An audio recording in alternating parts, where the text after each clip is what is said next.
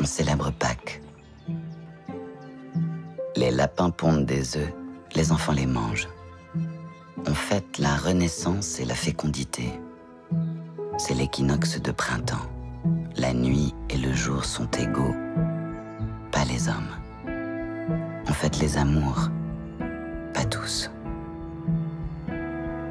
Victor et Eva sont mariés depuis 36 ans. Victor est allemand, mais juif. Eva est allemande, c'est tout. Les nazis ne savent que faire de ces couples de mes alliés. Alors pour le moment seulement, ils ne les séparent pas. Victor n'est pas condamné à mort. Il est condamné à ne plus vivre. Prisonnier dans sa propre maison, sa vie, et par ricochet celle de sa femme, est une lente agonie. Mais Victor veut témoigner jusqu'au bout. Alors il écrit.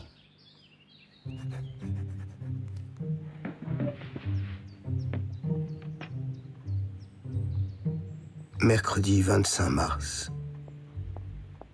Les Juifs n'ont pas le droit de faire des réserves de nourriture. L'angoisse d'une perquisition me hante jour après jour. Le moment le plus dangereux semble être 8 heures du soir. Les très intermittentes joies de l'existence le soir après 10 heures. Aujourd'hui, ils ne viendront plus. Eva s'endort. 31 mars, les perquisitions s'étendent jusqu'à la Wasserstraße. C'est dans cette rue qu'on a dit au pharmacien Steinberg « Pourquoi est-ce que vous ne vous bandez pas, tous, autant que vous êtes ?» On lui a montré comment on fait un nœud coulant. À chaque porte, un bout de papier. Ici habitait le juif Weiler. Ici habitait la juive une telle. Il y a un an, je pouvais encore sortir sans étoile avec Eva. J'avais encore une machine à écrire. Je ne me doutais pas de l'ampleur qu'allait prendre l'esclavage et le dénuement. Vais-je avoir le temps d'écrire mes livres? J'entends Eva dans la salle de bain gémir de désespoir. 2 avril. Interdiction aux Juifs de pénétrer dans la gare. Interdiction de faire appel à des artisans.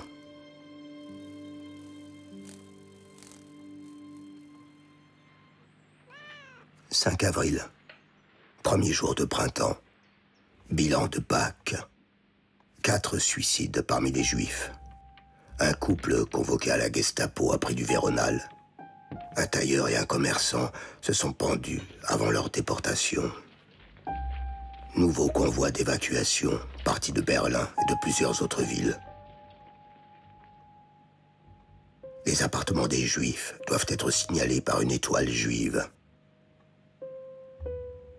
Cela fait des semaines que nous n'avons plus de dentifrice, ni de papier hygiénique. Eva m'a coupé les cheveux. Les coiffeurs ne le font plus. Nous n'avons plus donné le linge à laver depuis décembre. J'en suis à ma toute dernière chemise. « 7 avril. Terrible perquisition dans la grande cage à lapins pour Juifs de la Strahlenerstraße. 11 avril. Interdiction pour les Juifs d'acheter des fleurs. Je ne sors presque plus de la maison. Toujours la peur des ramasseurs de chiens. C'est à Eva qu'incombent les courses. Quand Eva s'en va, les adieux sont maintenant toujours très tendres. C'est qu'elle ne sait jamais si elle me retrouvera en rentrant.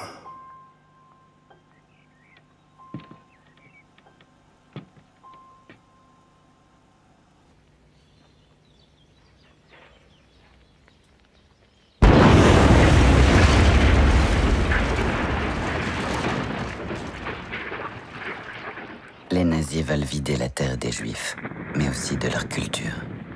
Rien du judaïsme ne doit survivre. Ils détruisent les synagogues, vident les bibliothèques, brûlent manuscrits et tableaux. À Vilnius, des intellectuels, poètes et écrivains se lancent dans un combat audacieux. sauver les livres. On les appelle la brigade de papier. Ils cachent les ouvrages, lisent à haute voix des textes plutôt que de travailler, encouragent la population juive à écrire. L'écriture devient un exutoire pour Hitchcock. À 14 ans, l'adolescent enfermé dans le ghetto de Vilnius raconte comme si ses yeux écrivaient.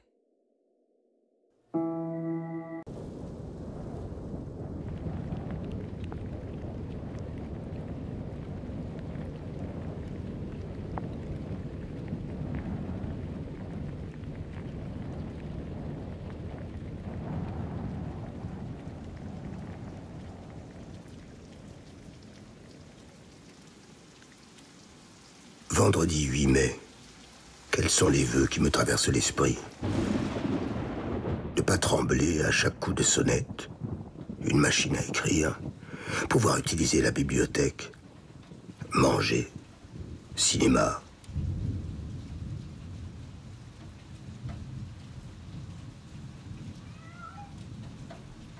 La tyrannie s'aggrave de jour en jour.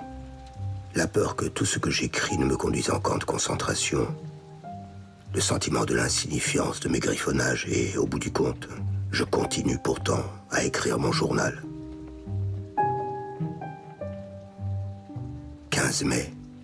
Il est interdit aux Juifs et à toute personne habitant avec eux de garder des animaux de compagnie, chiens, chats, oiseaux. Il est également interdit de donner ces animaux à un tiers.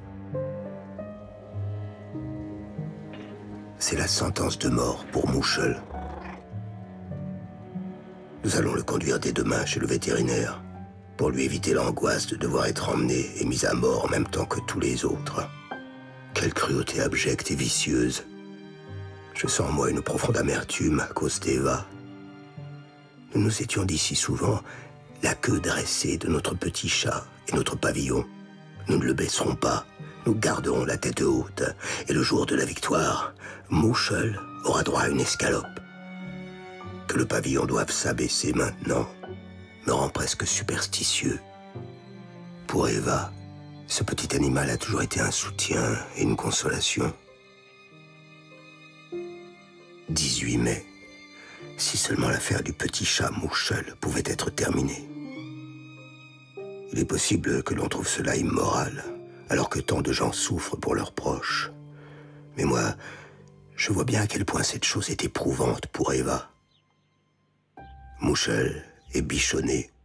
Il a eu droit à de la viande de veau pour son repas de condamné. Est-ce cruel de ma part d'observer, sans le dire, 450 grammes, alors que 600 grammes constituent la ration d'une semaine pour 2 personnes. Eva me dit, le petit animal est joyeux. Il ne sait pas qu'il va mourir demain. Se peut-il que quelqu'un sache, en ce qui nous concerne, demain, ils vont mourir.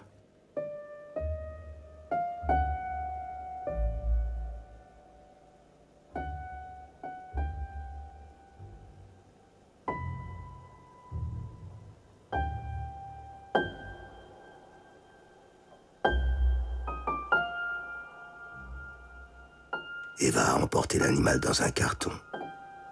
Puis elle a assisté à la mise à mort.